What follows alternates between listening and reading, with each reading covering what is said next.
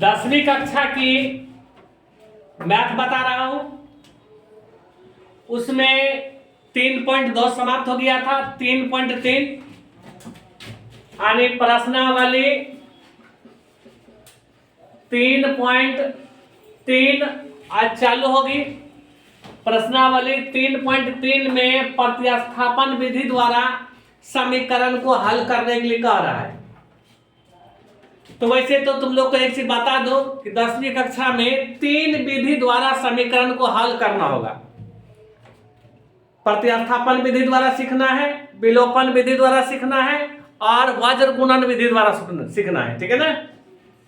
तो अभी जो है तुम लोग को बता रहा हूं प्रतिस्थापन विधि द्वारा समीकरण को हल करने के लिए। बिल्कुल आसान है। दो समीकरण दिया हुआ रहेगा ना, जैसे a1x plus b1y plus c1 बराबर 0 समीकरण 1 हो गया। a2x plus b2y plus c2 बराबर 0 समीकरण 2 हो गया। अब सवाल यह उठता है कि प्रतिस्थापन विधि द्वारा हम समीकरण को हल कैसे करेंगे। इसके लिए इन दोनों समीकरण में से किसी एक समीकरण से चलेंगे। चाहे तुम समीकरण 1 से चलो या समीकरण 2 से, अपना मन है। समीकरण 1 से चलेंगे तो उससे x या y का मान निकालेंगे। समीकरण 1 से चलेंगे तो ये x या y का मान निकालेंगे, या तो x का मान निकालेंगे या तो y का मान निकालेंगे। ठीक है, कोई दिक्कत? x या y का जो मान निकालेंगे उस मान को समीकरण 2 में रख देंगे। सुन रहा है ना? Yes sir. x या y का मान निकालेंगे तो समीकरण 2 में रख देंगे और उस समीकरण को हल करेंगे तो हमें कोई एक मान प्राप्त होगा। ठीक है ना। जब एक मान प्राप्त हो जाएगा तो दूसरा मान आसानी से प्राप्त की जा सकती है।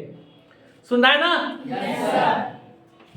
तो 2 समीकरण दिया हुआ रहेगा, दोनों में से किसी एक समीकरण से चलना है। या तो समीकरण 1 से चलेंगे या तो समीकरण 2 से चलेंगे। समीकरण 1 से चलेंगे तो भी आंसर वही मिलेगा, समीकरण 2 से चलेंगे तो भी आंसर वही मिलेगा। आंसर में किसी प्रकार की अंतर नहीं होगी। कोई दिक्कत? अब एक सवाल इस पर दे रहा हूं। क्वेश्चन है 2x प्लस y बराबर 3 सेमीकोलन 3x प्लस 2y बराबर 12 को प्रतिस्थापन विधि द्वारा हल करें। किसी भी सवाल को बनाने से पहले लिखेंगे सॉल्यूशन, या हिंदी में लिखेंगे हल, या सॉल्व भी लिख सकते हैं अंग्रेजी में। तो 2x प्लस y बराबर 3 ये हो गया समीकरण 1। 3x प्लस 2y बराबर 12 ये समीकरण हो गया 2। अभी बोले ना, या तो समीकरण 1 से चलेंगे या तो समीकरण 2 से चलेंगे, अपना मन है। ठीक है ना? सुन रहा है? Yes sir. या तो समीकरण 1 से चलेंगे या तो समीकरण 2 से चलेंगे। तो यहां हम जो है समीकरण 1 से चल रहे हैं। समीकरण 1 से कोई दिक्कत? तो समीकरण 1 में दिया हुआ है 2x प्लस y बराबर 3। समीकरण 1 में कितना दिया हुआ है? 2x प्लस y बराबर 3। समीकरण 1 में दिया हुआ है 2x प्लस y बराबर 3। ये जो समीकरण है इसमें से या तो x का मान निकालेंगे या तो y का मान निकालेंगे। x का भी मान निकाल सकते हैं और y का भी मान निकाल सकते हैं। दोनों में से किसी एक का मान निकालेंगे, अपना मन है। जो अच्छा लगे, जो सुविधाजनक हो उसका मान निकालो। जैसे यहाँ हम y का मान निकाल रहे हैं तो 2x प्लस y बराबर 3 है दिया हुआ, तो y बराबर हो जाएगा ये 3। 2x प्लस में है उस पार करेंगे तो -2x हो जाएगा। कोई दिक्कत हो? 2x प्लस y बराबर, तो y बराबर कितना होगा? 3 minus 2x. y बराबर 3 माइनस। 2x. अब ये जो y का मान निकला है, इस y के मान को समीकरण 2 में रख देंगे। ये जो y का मान निकला है, इस y के मान को समीकरण 2 में रख देंगे। तो लिखेंगे यहाँ y का मान समीकरण 2 में रखने पर, तो समीकरण 2 कहता है 3x प्लस 2y बराबर 12। समीकरण 2 कहता है 3x प्लस 2y बराबर 12। तो 3x तो रहने देंगे, प्लस 2 गुना ये y का मान रखेंगे y के स्थान पर। यहाँ y है ना, Yes, sir. इस y के स्थान पर रखेंगे y का मान 3 माइनस 2x। यही निकाले है y का मान। Yes, sir. 3 माइनस 2x बराबर 12। कोई दिक्कत? No, sir. तो 3x प्लस 2 को 3 से गुना करेंगे कितना होगा? 6. माइनस 2 दूना 4x बराबर 12। तो 3x माइनस 4x एक जात का है? हाँ? Yes, sir. तो 3x में 4x घटेगा कि जुटेगा?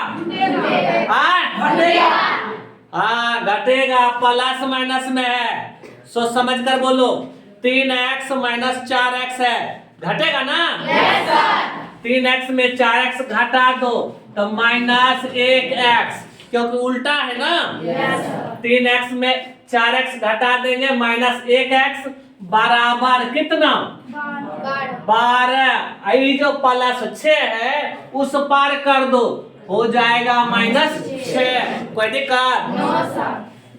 तब माइनस x बराबर 12 में से 6 गया, क्या हुआ? 6. तो x बराबर निकला माइनस 6। कोई दिक्कत? No, sir.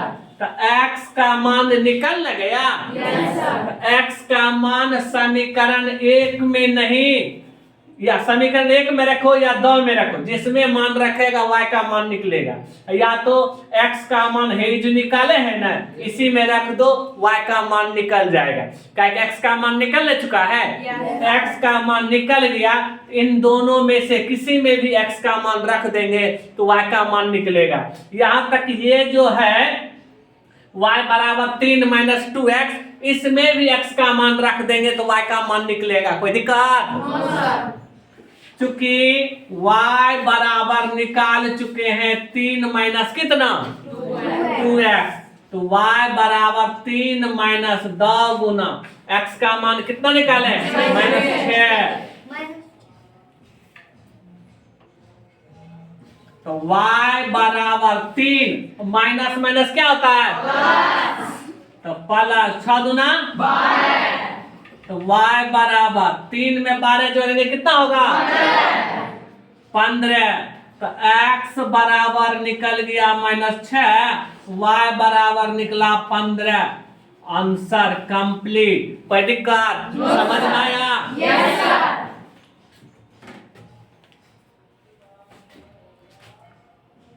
ठीक है, नोट करो।